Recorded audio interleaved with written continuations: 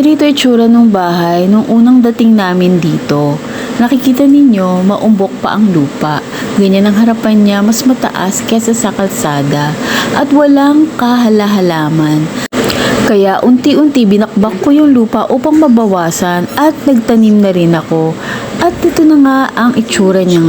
Kung nanonood kayo ng aking vlog na Home Ikananay, makikita nyo doon na nagkaroon na ako ng garden sa aming harapang bahay.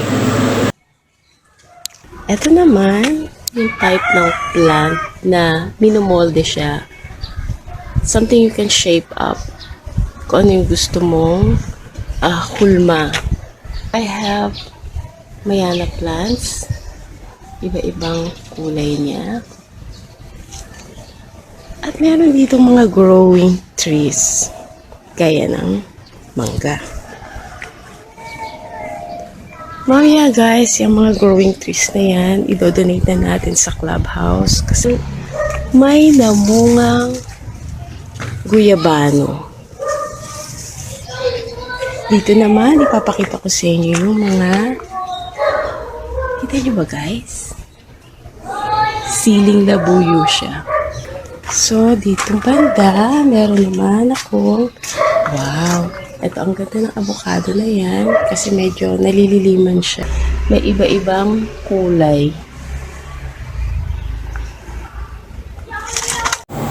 At kung nanonood kayo ng vlog kong Home Ikananay, ilang beses kong finiture ang aking garden.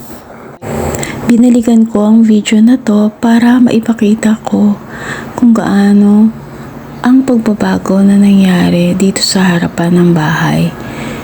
Dahil magkatapos nating panoorin itong mga nakikita nating mga halaman dito sa aking garden noon, ipapakita ko na sa inyo yung malaking changes niya nito ngayon.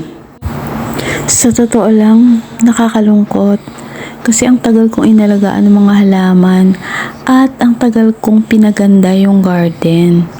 Ayan ang nagiging araw-araw kong paglilibang at sinasama ko siya sa vlog. Umakit pa nga ako sa terasa para ipakita yung top view. So, ganyan ang itsura niya. Diba ang ganda?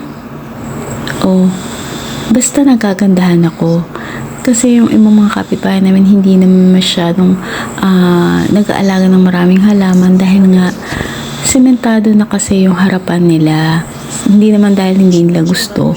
Wala na talagang pagtatamnan dahil sinemento na. So yun nga no, yung magiging topic natin dito, yung pagsesemento ng harapan ng bahay. So samantalahin na natin na makita itong view na to ng garden ko. So maraming napapalingon pag dumadaan dito dahil ganyan ang itsura niya. At isa pa nga pala sa naging project ko ay itong pathway. Ito nga pala yung molde na ginamit ko dyan para mabuo ko yung itsura ng pathway. Yan ang pinili kong design na binili namin sa online. At maiyabang ko na rin sa inyo na talagang nagsemento ako na para gawin yung pathway na yan. Buo ang loob ko nang gawin ko ang pagsisemento dito sa pathway. Chinaga ko talaga siya dyan sa molde na yan. So, ayan na nga ang naging itsura niya sa kabuuan. At noon nga ang April, dahil Holy Week, bakasyon si Daddy. Nagkaroon siya ng pagkakataon na gawin yung bubungan sa harapan. Dahil nga ang reklamo nga nila dito hindi sila makatambay sa labas gawa ng mainit. Hindi naman pwedeng magpalago ka dyan ng puno dahil hindi pwedeng magpalaki ng puno dyan dahil sa ilalim ng lupa may mga naka-install na mga kuryente at tubo at bawal magpalaki ng puno dahil baka pumalupot doon yung mga ugat. Alam ko na kapag nagawa na yung bubungan sa harapan, may mga malaking pagbabago kaming haharapin. May pagbabago na matutuwa ka, pero may mga pagbabago din na malulungkot ka. So, eto na ang bubong na ginawa ni Daddy nung last Holy Week.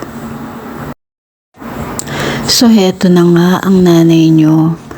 Dahil hindi na naaarawan ng mga halaman, unti-unti silang nabawasan. Namatay ang damo dito sa harapan. So, sabi ni Daddy, itong lupa masyado pang maumbok, kailangan pang bawasan. So, ayan, ako na naman ang nagkalkal. Ayaw namin kumuha ng tauhan kasi syempre wala kaming pambayad. Pangalawa, ang ayoko sa mga tauhan is yung parang nainis kang mag-utos tas mali yung ginagawa. Tapos nagkakalat sila most of all. So, yung mga tinanggal ko diyang lupa, ako na rin ang naghakot at humanap ako ng lugar na pagtatapunan nito. Gusto ko ako na rin na mag-discard ng mga lupa kasi kailangan ko pa yung mga sako. Kapag kasi kumuha ka ng manggagawa, basta lang nila itatapon yan kasama yung sako. Kailangan namin yan para sa susunod na panghakot ng graba. So, gora na muna ako para itapon itong mga lupa. Sige, dyan na muna kayo, hane.